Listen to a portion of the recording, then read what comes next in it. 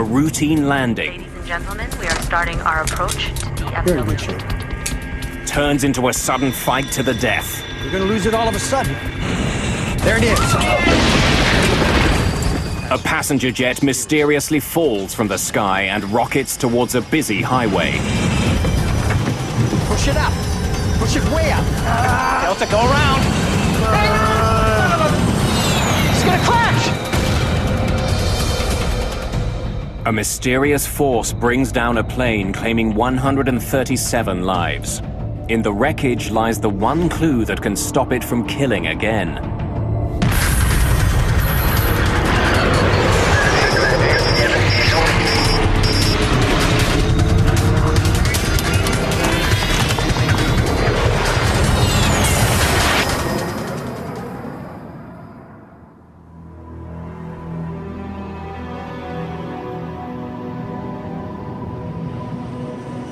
August the 2nd, 1985. Dallas, Texas.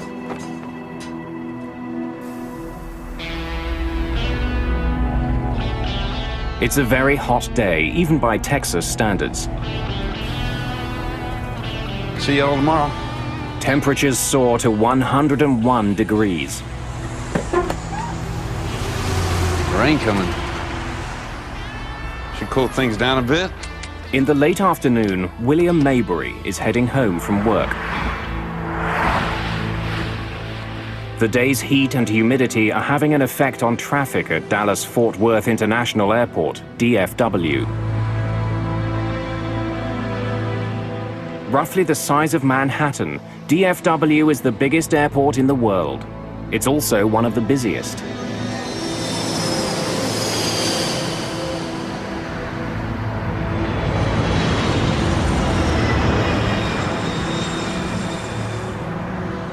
The heat has triggered some afternoon thunderstorms at the airport, creating a backlog of planes waiting to take off. American 631, you are cleared for takeoff. Air traffic controller Gene Skipworth is in the tower today. He's been working there for 14 years. With him is controller Mike Porter. Skipworth was not asking for help. Nothing seemed unusual other than the fact that we were starting to get busy and aircraft were starting to pile up.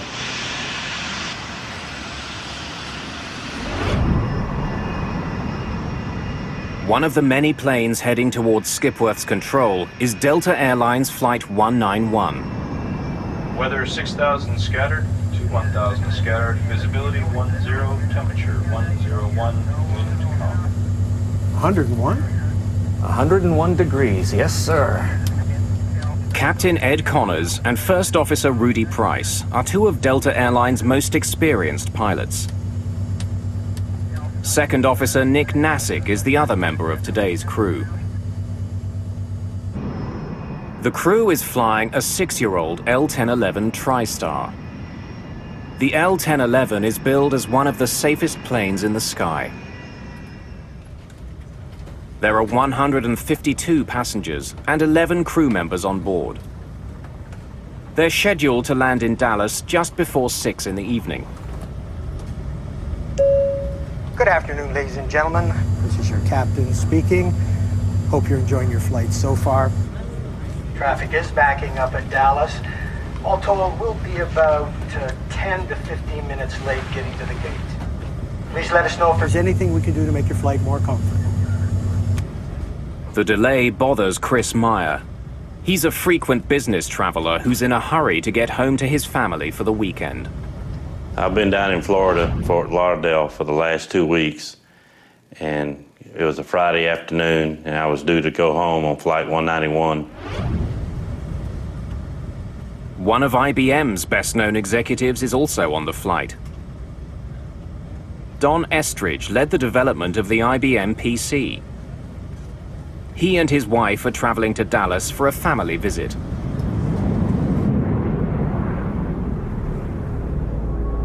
(963), turn right, heading 620. En route from Florida to Texas, Delta 191 will be in communication with several controllers. I'll turn you into Blue Ridge. It'll be about 01. Every aircraft is guided along its flight path by a series of regional air route traffic control centers. They direct each plane's speed and altitude. 1901, descend and maintain 10,000. Join the Blue Ridge 010 radial and inbound. We have a good area there to go through. Captain Connors has some concerns about the route he's been given. He sees a storm cell along that path, and he doesn't want to fly through it. Well, I'm looking at a cell at about a heading of 255. It's a pretty good sized cell, and I'd rather not go through it. I'd rather go around it one way or the other. I've had about 60 aircraft go through this area out here, 10 to 12 miles wide. They're getting a good ride, no problem. Well, I can see a cell now about heading 240. When I can, I'll turn you into Blue Ridge. It'll be about the 010 radial. 010, roger. We're going to hold you to that. Captain Connors gets his way. He's given permission to fly around the storm. Once past it, he'll line up for a landing on runway 17 left. I'm glad we didn't have to go through that.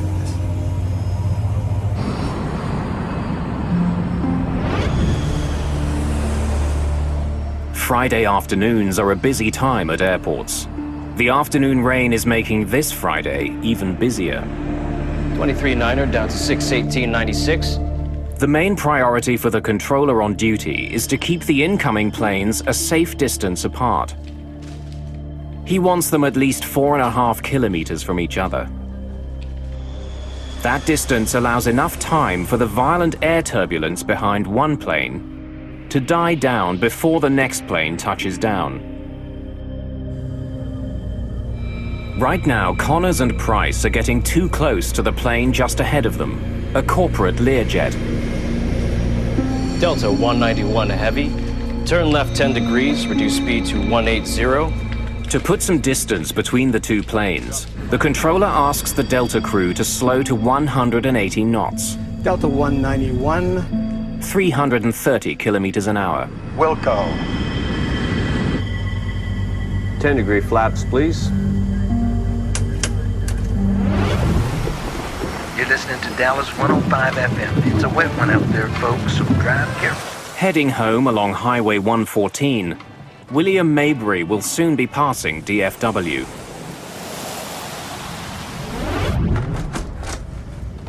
Flight 191 is now just 50 kilometers from the foot of the runway. Ladies and gentlemen, we are starting our approach to DFW. Please make sure your seats are in the upright position and your seatbelts are securely fastened.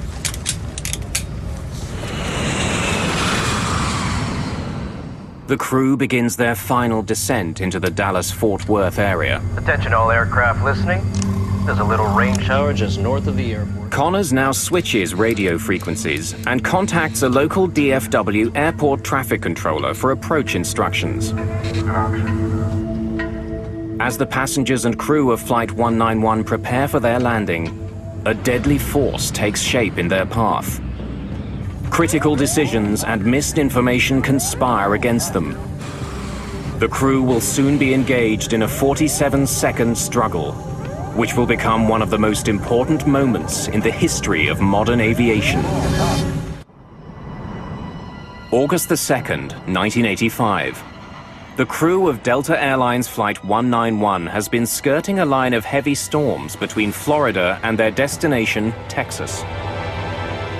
30 kilometers from the Dallas-Fort Worth Airport, First Officer Rudy Price notices rain ahead. We're gonna get our airplane washed. What? We're gonna get our airplane washed. It seemed like the closer we got into DFW, the worse the weather got. And we was turning it into the rain instead of going around it. And the pilots never said anything about the bad weather. Delta 191 is still closing in on the Learjet ahead of it. Price and Connors need to slow down even further to put some distance between the two planes. Delta 191 heavy, reduce speed to 150. Speed to 150. 9 kilometers from runway 17 left, Delta 191 is handed over to another controller, Gene Skipworth, for final approach and landing. 090 at 5, gust 15. Tower, Delta 191 Heavy, out here in the rain. Feels good. Delta 191. Skipworth tells the crew to expect a manageable crosswind of up to 15 knots. Winds 090 at 5, gusts to 15. Thank you, sir. First Officer Price will be at the controls for the upcoming landing. Pilots and co-pilots routinely alternate flying duties. As Flight 191 is coming into land, William Maybury is just north of the airport. He's caught in the same storm that Price and Connors are just beginning to fly through.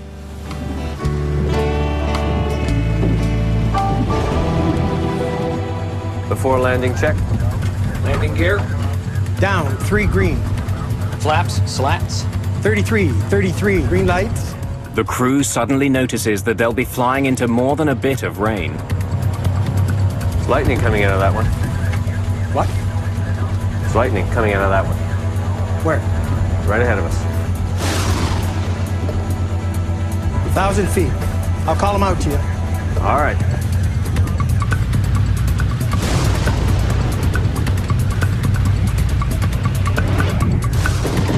We're not getting any bad warnings from the weather or from other pilots, which we rely on as they come through it. They need to report to us, and they do if they have turbulence or they have trouble on final or ran into anything abnormal. The Learjet ahead of Flight 191 lands safely. Connors and Price are now less than a minute behind. Without warning, the intensity of the storm increases. The L-1011 is being pounded by a driving rain. I knew we was getting ready to land, but at the same time, you felt the surge, like the pilot was revving up the engine for something. The plane's airspeed is increasing for no apparent reason. What's your speed? Price pulls back on the throttles to slow the plane down and maintain it at the requested 150 knots. The plane is just 180 meters from the ground. You're gonna lose it all of a sudden. There it is. Then the plane drops rapidly. It's as though an invisible force is pushing it to the ground. Push it up. Push it way up. Way up! Way up! Way up! The crew is pushing the plane's jet engines to their full power, but can't get more speed or get the plane to climb. So I pulled my seatbelt tight as I could, but at the same time, you could hear a pin drop. Nobody was talking.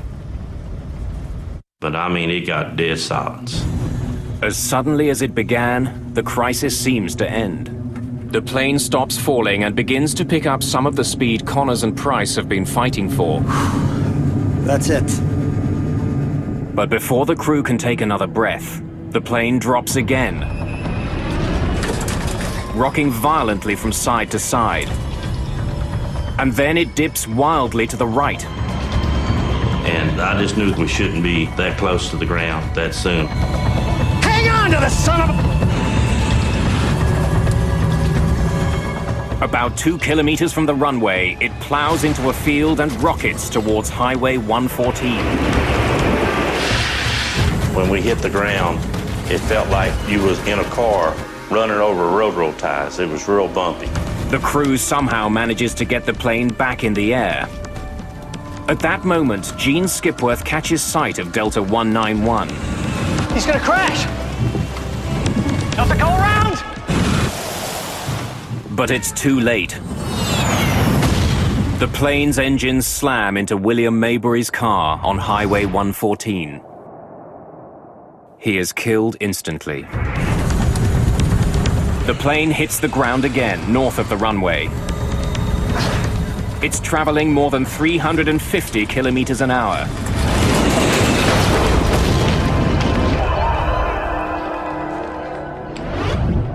I must have caught sight of him just at the last millisecond, and he cartwheeled into the tank in just an instant, and then of course there was fire, not a ball of fire, but a wall of fire. It seemed like it was only a few seconds, 5 seconds at the most. I don't know how long it was. Everything was stopped. The resulting explosion is so powerful that the rear section of the plane is blasted backwards, away from the fireball. Then all of a sudden you look up and it's just nothing there. Everything's gone. You just see the whole big picture outside. Like the plane just opened up.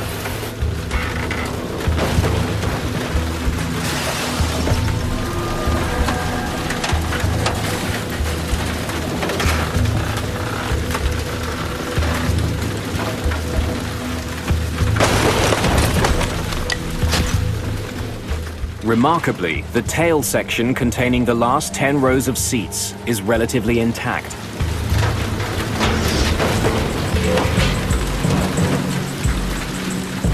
People just thrown around on the ground. Some were clothes on, some without clothes on, some were burned. It was something that you can't describe unless you were there to see it. It is something that you will never get out of your mind.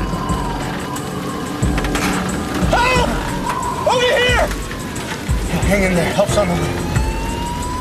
Then, as suddenly as it had started, the rain stops.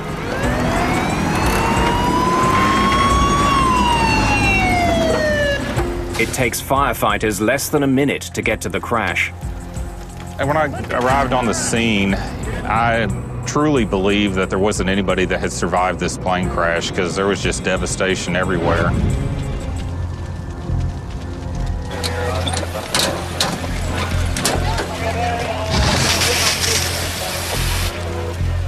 What I had pulled up on at the time was the wing section, which is the portion of the aircraft that carries the fuel. So there was a large amount of fuel and a large amount of flames. The front of the plane has all but disintegrated. I knew I had to get out there. At the time, I was a stringer for Time magazine, worked with them on a part-time basis, called their Atlanta headquarters for this portion of the country. They said one word: go.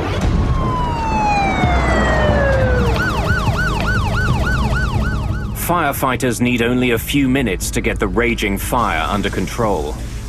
They then turn their attention to pulling survivors from the plane. It wasn't until the fire started to subside a little bit that I saw the tail section where there was some hope of some people surviving. There were these two women that were walking through the smoke. Ladies, clear the area!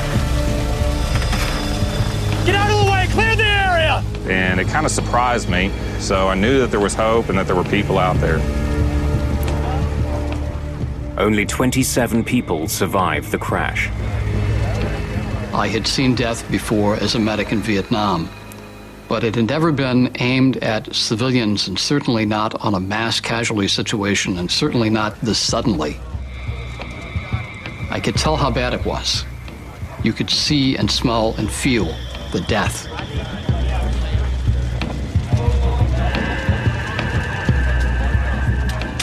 We felt like we did everything that we could, and we were just pleased that there were survivors.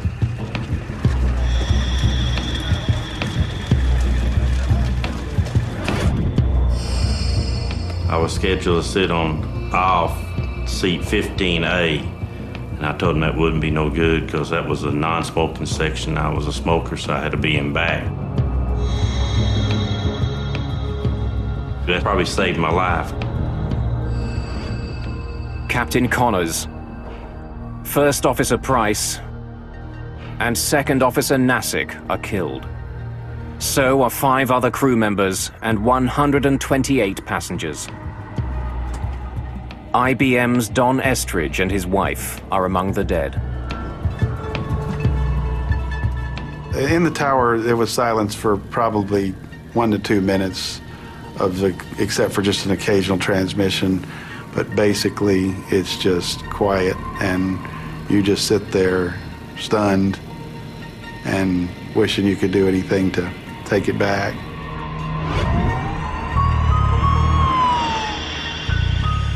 This is a monumental crash.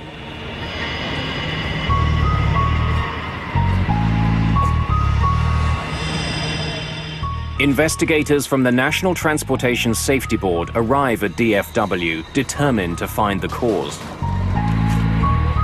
One of our field investigators would have been on scene trying to locate the flight data recorder and the cockpit voice recorder, which is, a very important part of the investigation. Investigators begin looking for evidence of mechanical failure. They examine the wreckage for clues that the plane was not responding to the pilot's command. It's essential in any approach or departure accident to establish what the airplane's configuration was, to assure that it was not a factor in the accident, or everything was normal on this aircraft. Investigators turn their attention away from the plane and to the skies. After any accident in commercial aviation, there are theories galore. A couple of them prevalent that evening. First, that lightning had struck the airplane. Secondly, that it had been hit by a mini tornado.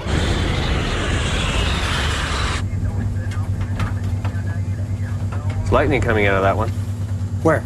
Right ahead of us. 15 different witnesses, including flight crews, report seeing lightning as Flight 191 was descending towards the runway. The investigators have to consider the possibility that Flight 191 was hit by lightning. Lightning is always something that you have to investigate to determine the possibility that lightning disabled some part of the airplane. In 1963, a Boeing 707 was struck by lightning. The lightning ignited the fuel in the plane's tank. The plane crashed. 81 people died. There had been a handful of similar crashes since then. Key pieces of wreckage from Flight 191 are taken to the NTSB lab in Washington, D.C.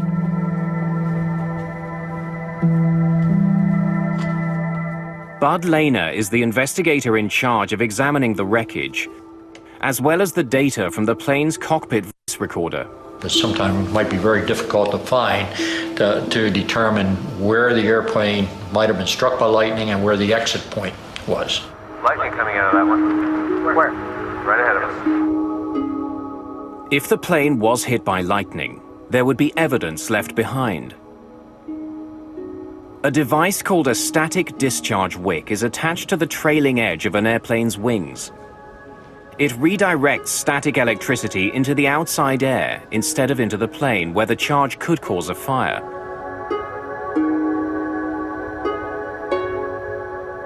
If the plane was hit by lightning, one of the pieces that would be visibly damaged is the static discharge wick.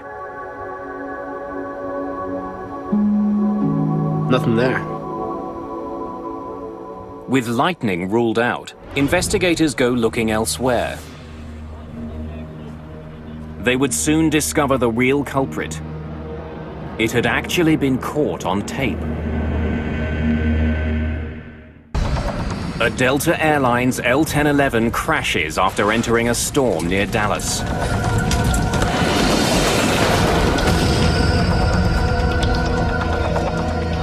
"137 people die. Investigators rule out mechanical problems and lightning as causes of the crash. Nothing there. The NTSB's Bud Lehner turns his attention to the plane just ahead of Delta 191, the corporate Learjet. He learns that it was less than a minute ahead and flew through the very same storm. After we had passed about 5 miles from the end of the runway, we entered a rain shower, what we thought was a light rain shower, and it turned out to be the heaviest rain I've ever seen before or since. In spite of the rain, Rufus Lewis managed to land his plane safely on runway 17 left. When we broke out of the clouds, we were high and hot. So we had to use all of the runway at DFW Airport. We landed, were able to turn off at the end of the runway. So why was the much larger L-1011 unable to land just moments later? Bud Lehner still doesn't know what slammed Flight 191 into the ground. But soon he finds the clues he needs on the plane's flight data recorder. It logs every adjustment pilots make to the plane's controls. The device also records external elements like temperature, wind speed, altitude, and air pressure. Whatever Connors and Price were fighting, there's a good chance it left its fingerprints on the flight data recorder. This flight data recorder gave us several parameters we didn't have before. Engine power, longitudinal acceleration, and those kinds of parameters really enabled us to do a more in-depth analysis. The plane's data recorder has documented a combination of rapidly shifting winds. Then it shifts to a downdraft. In a matter of seconds, the plane was hit with strong winds from the front, then from above, and then from behind. There you have it. For Bud Lehner, that sequence could only mean one thing: a microburst. A microburst is a violent shaft of air falling from a storm cloud. Back in 1985, few people knew more about encounters between microbursts and airplanes than John McCarthy. If you're at the kitchen sink and you turn on the water and it goes straight down and it splashes out in all directions. And that's kind of what a microburst is, except that it is extremely bad news if you're an airplane flying through it at low altitude. A plane first faces a strong headwind which lifts the plane skyward, then a downdraft which slams it towards the ground. Finally, the microburst delivers its most dangerous punch, the tailwind. And you would get a rapid descent, a loss of lift, and a rapid descent towards the ground, and easily crash the airplane. A plane's wings need a steady flow of air moving over them. That's what gives them their lift. By inhibiting that flow, the tailwind reduces lift. There's no better recipe for a microburst than the weather conditions at Dallas-Fort Worth on the day of the crash. It had been extremely hot all day, and hot air rises. When that hot air meets the cold, moist air in the storm clouds, it cools instantly and rushes violently back to Earth. A microburst. It is a tiny thing, meteorologically speaking, compared to a big storm or a snowstorm or a hurricane. It's just like a needle in a haystack. At its maximum strength, it's no more than 2 miles across, and it lasts no more than 15 minutes. It was clear that 136 people on Flight 191 had become the latest victims of a microburst. Investigators had their culprit. Unbelievable. And thanks to Flight 191's advanced data recorder, they could paint a remarkably accurate picture of it. The killer had essentially been caught on tape. But what the flight data recorder doesn't explain is how such an experienced crew fell victim to a killer You're in good shape. they were all trained to overcome. When Lehner compares the pilot's actions to the actions of the microburst, What's your speed? he uncovers details of a fight to the death. A fight that the Delta pilots almost won. Lose it all of a sudden. There it is. He seemed to know what he was going to hit. What's your speed? The increase in airspeed prompted First Officer Price to reduce power to his engines. Power that he would desperately need in just a few seconds. You're gonna lose it all of a sudden. There it is. When Price and Connors entered the downdraft, Push it up. they were less than 250 meters from the ground. The captain knew the characteristics of a microburst. He'd obviously been given an introduction to wind shear and microburst characteristics in his flight training. When Connors and Price encountered the microburst's tailwind, there was very little they could do. They had insufficient speed and altitude with which to maneuver. If a pilot encounters a strong tailwind at 3,000 meters, he can point his nose down and dive to pick up speed and generate lift. It's called trading altitude for airspeed. But that trade wasn't available to Price and Connors. They were just 150 meters off the ground when the tailwind struck.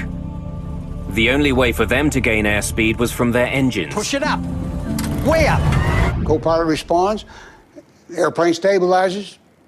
I can see that most pilots would say, well, we're through with that, and range's going to stop, we're going to land. Momentarily, their efforts seem to pay off. Their airspeed increases, their plunge is halted. But with Flight 191 less than 150 meters from the ground, this particular microburst delivered the ultimate blow. A fierce crosswind that forces their plane to bank dangerously to the right. Combined with the microburst's other winds, the crew was defenseless.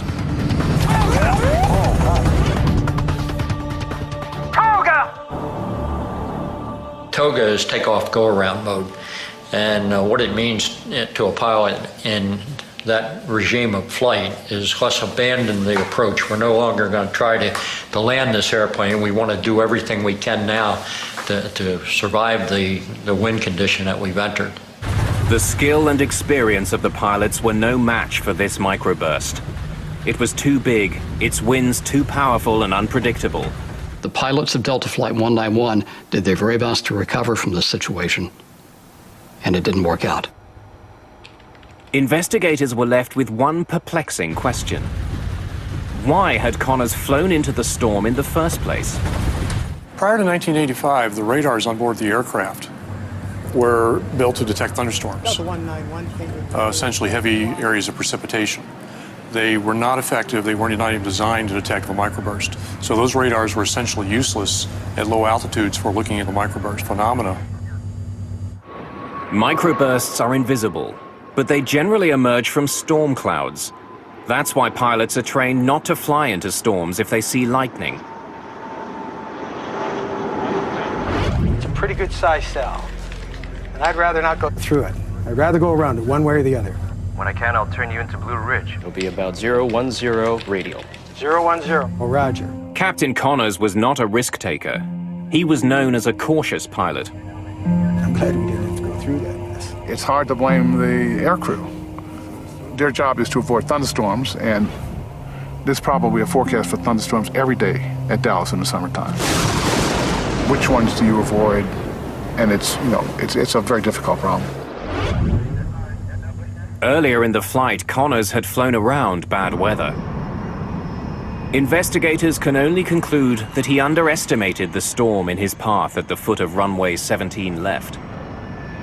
When you're in a landing sequence at an airport like Dallas or Atlanta or Chicago, and you see other airplanes ahead that are landing uneventfully, you might get the impression that there's a thunderstorm there, but I'm going to pass through it very quickly, and it's not going to be a factor for me. Airports like DFW have sophisticated systems in place to provide weather information to pilots. A thunderstorm at the end of a runway is the kind of threat they were designed to identify. But this deadly storm managed to foil those systems. As Flight 191 was approaching the airport, the weather at DFW was changing very quickly. Attention all aircraft listening. There's a little rain shower just north of the airport. Captain Connors heard that part of the message, but then he switched his radio frequency for his final landing instructions. The Delta crew never heard the last part of this message about weather ahead. There's a little bitty thunderstorm sitting right on the final. There was an observation 2 minutes before the accident that there was a wall of water at the threshold of the runway. It's been my contention that that information would have been very important to the flight crew. Radar readouts from the day of the crash indicate that the storm cell Connors and Price flew into grew out of nothing in a matter of minutes. This is 2 minutes before the accident. The readout shows the beginnings of a weather cell at the foot of runway 17 left. This is 3 minutes after the accident. We have a new cell right at the threshold of the runway that wasn't evident in the previous picture. This explains why Rufus Lewis was able to land his Learjet. The microburst was just beginning to form when he was approaching the runway. Many people think that there was a huge vertical development that the pilots recognized and they just decided to go fly through it anyway. And I maintain, and I think the evidence proves it, that that was not the case. They didn't recognize this new developing cell. They did get into the storm beneath the cell, but it was heavy rain. They weren't worried about that. Then the hammer fell. It was too late. It's small. It's the length of a runway, roughly, and it doesn't last very long. So it's something that can happen so quickly that many accidents have occurred because nobody knew it was there. The storm arrived at the foot of runway 17 left virtually unannounced. But once there, it attracted a lot of attention. Pilots on the ground, as well as trained weather observers, saw the worsening storm. But they all saw it too late to warn the crew of Delta 191. The storm did show up on a radar screen at the Fort Worth Air Traffic Control Center. But at the time of the crash, the meteorologist on duty was in the cafeteria on a meal break. If the flight crew had any idea that there would be a severe event in front of them, they would have missed the approach. Investigators conclude that the Delta crash was caused by the pilot's decision to continue their approach into the storm. A decision that was made because the crew wasn't warned about the hazard. In 1985, there were basic systems at airports that could detect dangerous winds, but they could not reliably detect a microburst. On the ground, there were systems called low-level wind shear alerting systems that primarily looked for differences of wind speed around the airport and on the airport. Unfortunately, these sensors tended to be spaced so far apart that a microburst could actually exist in between them and escape detection, or at least detection in time to warn a pilot of the threat. But a microburst detection system to overcome this problem had been developed. It was being tested in Denver and working very well. What we found out is that Doppler radar, which is on the ground, is incredibly effective in detecting microbursts. And in fact, it can detect about 98% of a microburst. Conventional radar uses radio waves to measure precipitation inside a storm. Doppler also sends out radio waves, but by measuring the frequency of returning waves, Doppler can also calculate the movement of the winds inside a storm. And if you look through the Doppler radar, you see a part of it that's going away from the radar and a part that's coming towards the radar. And if it's small, it's absolutely a microburst. It can be nothing else. So it has what we call an unambiguous signature of a microburst, which means we got it. Since Doppler radar could see a microburst, controllers could use it to warn crews of their presence. The Denver research resulted in an important new system at airports: Terminal Doppler Weather Radar.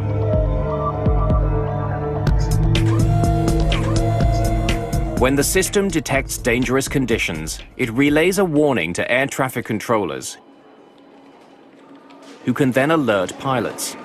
Flight 236, microburst alert. 50 knot log, 1 mile final, say intentions. After the crash of Delta 191, the Federal Aviation Authority, the FAA, hurried to install terminal Doppler weather radar at high-risk airports. Dallas-Fort Worth was one of the first. The domes containing the specialized radar are now a common fixture at major airports around the world.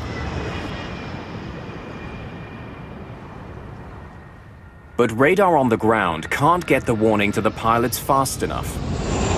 We also have an issue of ground-based systems in that it takes time to communicate the threat to the crew. The system has to detect it on the ground. It would typically go to a control position in the control tower and be relayed by voice to the pilot, which can introduce a delay of 10, 15, 20 seconds, which could be very critical. Planes also needed on-board microburst detection. A team from NASA began developing such a system by flying into the most dangerous microbursts they could find. Zero. Here we go. Take it. Straight ahead. By risking their own lives, they would eventually save thousands of others.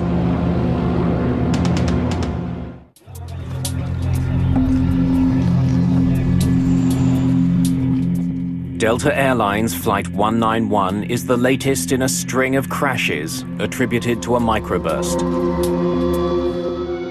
Since 1964, microbursts were shown to be the cause of 26 accidents, claiming more than 500 lives. The public is unnerved. Politicians are demanding answers. The killer has to be stopped. The body count is building, and this particular crash tipped the scales as far as the federal government was concerned. The crash of Delta 191 showed that seconds count when planes encounter a microburst. You're going to lose it all of a sudden. There it is. Increasing alert times Push it up. Way could up. save more lives, especially if a microburst detector was mounted right on the plane.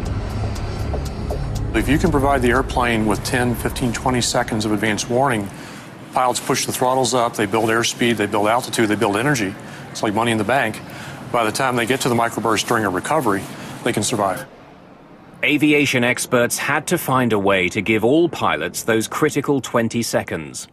To develop that technology, they would embark on a high-risk, unprecedented research project. They would fly a 737 into the most severe microbursts they could find. We did a very careful risk analysis of all the possible dangers that could occur. And initially, the first reaction was, you want to do what with an airplane? You want to fly it through a microburst? In the summer of 1991, NASA modified a Boeing 737 and went hunting for microbursts. The idea was to identify onboard technology that could warn pilots of a microburst in their path. The airborne solution brings detection right into the cockpit, so the pilot sees exactly what's in front of the aircraft, and when an alert is given, there's no time delay. Ground speed 234. The NASA researchers were testing 3 separate systems for detecting microbursts. Modified Doppler radar housed in the 737's nose, a laser radar under its forward cargo bay, and a side-mounted infrared device to measure changes in air temperature. Each of those systems was wired to banks of computers in the plane's cabin. A spotter on the ground could find a microburst and quickly direct the plane towards it. Roger, control 515. We're rolling. Roger, understand your roll. TDWR, NASA control. Range 45 miles. Ground speed 240. Here we go. Take it. Straight ahead. Need to come left about 10 degrees, 15 degrees. Well, when you spotted a microburst, it was all business. It was how do we get there, how do we get to the right altitude, the right airspeed, the right position, when to begin data collection. So people were quite busy during these flights.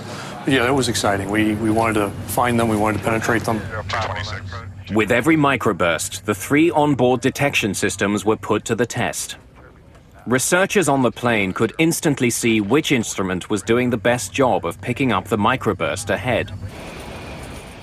Behind the flight deck, we had pallets of equipment where the radar engineers, the laser engineers, the data recording engineers could sit and ensure that each system was performing as expected. Ground speed 234. Dead ahead maybe 1 degree to the left. Let's go straight through this one. Here we go. Take it. Straight ahead. We started with very, very weak microburst. Again, we had the ground-based radar telling us what we were about to go into. So we started with very weak microbursts, gained experience, then gradually worked up to stronger and stronger ones. You would see the rain begin to fall, and you would feel a sinking feeling. It'd be a little settling, a little like an elevator starting down. A few minutes here before we touch down. What do you see us doing? So any apprehension that the crew may have had initially about going through them was actually replaced later with joy at finding them. Here comes the center of the target, right now. 242 on the ground speed. Wind's gone away. Look for a tailwind. Watch. Lost some altitude there, too. There, the wind's gone around the tail like 10 knots. Good strong downdraft in the middle of it. Just sucked 100 feet in almost no time at all. Saw a good performance decrease, too. We were about 850 and we dropped to 750. Beautiful. The Langley researchers flew into dozens of microbursts over the course of their research. The project proved that the forward-looking Doppler radar was the only system that could consistently give pilots advanced warnings of a microburst ahead. What we found was that the Doppler radars could detect an extremely wide variety of microburst. It's lightning coming out of that one. If the crew of Delta 191 had a system to warn them of microbursts, they could have boosted power to their engines and started climbing before they encountered it. That might have given them the speed and the altitude which they sorely lacked when they began their battle with the storm. The Langley flight tests had, in effect, tamed the microburst menace. After the NASA tests, the FAA certified a Doppler-based warning system for planes. Today, forward-looking Doppler radar is standard equipment on commercial flights around the world.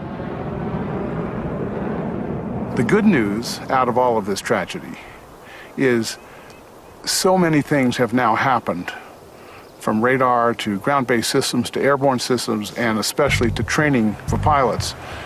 We think that microburst accidents are a thing of the past. If there is one crash that we can look back on now and say, this made things safer because we learned from it, it was Delta 191. The changes made after the crash of Delta 191 have saved countless lives. Captain Connors and First Officer Price lost their fight against a microburst, but their struggle did manage to expose and disarm an invisible killer.